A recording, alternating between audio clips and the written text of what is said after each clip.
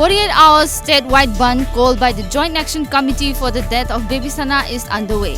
Normal lives have been affected by the ban. Vehicular services were fewer, with shops, markets and educational establishments remain closed. However, emergency and essential services were exempted. Union Minister of Youth Affairs and Sports Kiran Rijiju inaugurated a new synthetic football turf today at Sports Authority of India Complex Sai, North East India Regional Centre, Takyal, Imphal. Later, Rijiju will also pay an inspection visit to the National Sports University in Kautruk, Imphal.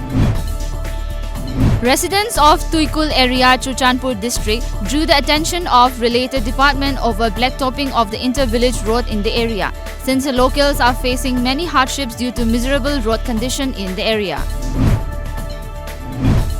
With the dropouts of 19 lakh of names from the NRC list, the rage and anguish among many is slowly coming out in the open in Assam's Barak Valley.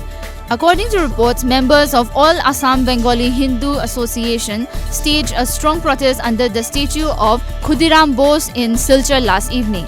They also called out for the resignation of the elected BJP leaders of Barak Valley, both in the State Assembly as well as in Parliament. A theatre festival will be organized to promote theatre culture in Sikkim and to motivate young generation in the field of theatre.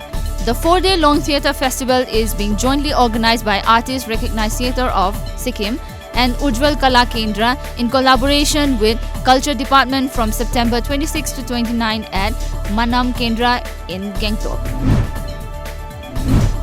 Prime Minister Narendra Modi will be honoured later this month with the prestigious Global Goalkeeper Award by the Bill and Melinda Gates Foundation for his leadership and commitment to the Swachh Bharat Abhiyan, a nationwide initiative aimed to inspire the public to voluntarily clean public spaces as a service to the nation.